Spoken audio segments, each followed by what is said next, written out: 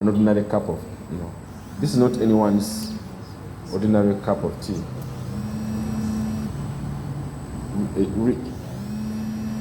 And until the military and the security establishment and the government take a more benevolent attitude towards the judgment that just came, it means there's going to be further contest. The Supreme Court decision has not resolved everything. Clear? It's not yet uhuru. This is half a loaf. It's better than no loaf at all, but it's still half a loaf. Okay? So, to walk the last mile for each victim,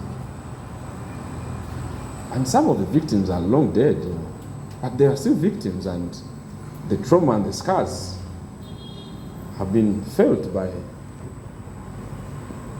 people who still live, and they want redress, they want reparations. This judgment is a Pyrrhic victory for them. Okay? It sounds nice in legal rooms like this, but it doesn't address the injustice of they came into our home in the night, terrorized us, and held us for days on end. Where is the justice for that?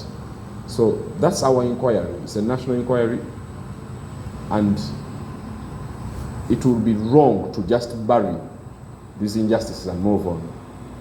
As the National Bar Association, we are taking the policy decision that we welcome the Supreme Court decision for clarifying that aspect of the law on jurisdiction, but as far as effective remedies are concerned, that's a whole new war zone. And we have to prepare a war budget for our warriors.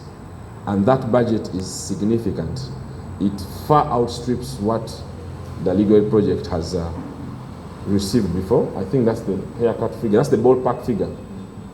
Deborah, to help you understand, that figure is in the range of what we have been receiving for the Legal Aid Project, give and take, or for a special project like building this house.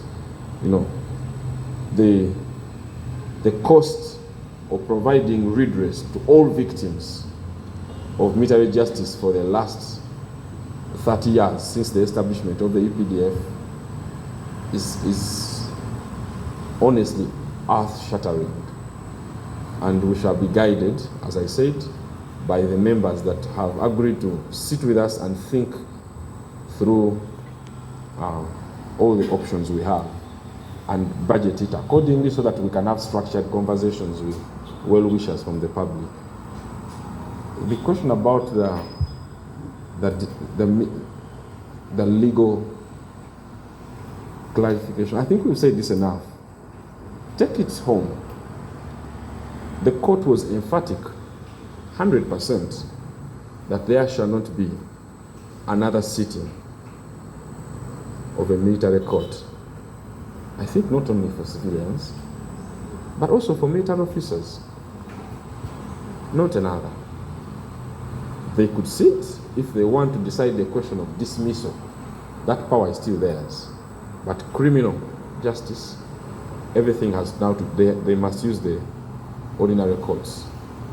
Now, I think somebody raised the question, is the DPP properly empowered to squeeze herself into these cases and purport to continue them? The short answer is no. No. Civilian justice starts from police, first information.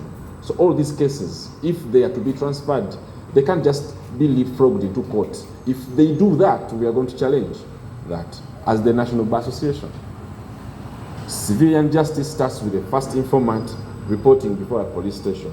It doesn't matter who you are, whether you are the president, whether you are the head of intelligence, civilian or military intelligence, you must report to police.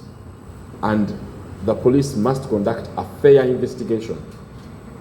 And the police cannot start by detaining people. So there is in that respect, the judgment has it raises far more questions than answers.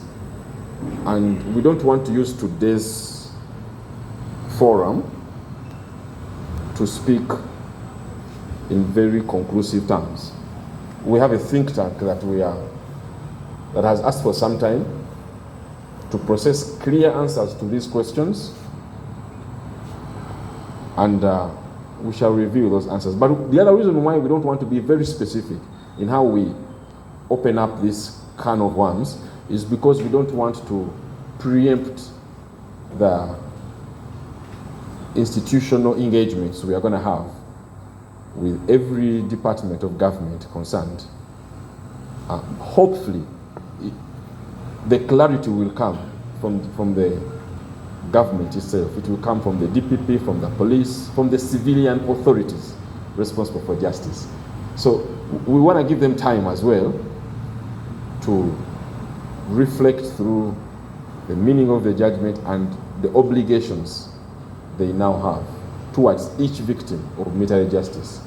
We hope to speak after them, but we will not be waiting forever, okay? If they have no clear answers for the taxpayers, within 1 week, we will be back. We'll be back, and we shall be very bold and vocal, as usual, as you've come to expect of the Radical Nuba. I hope that satisfies Q&A, and we'll close this business. Any other question?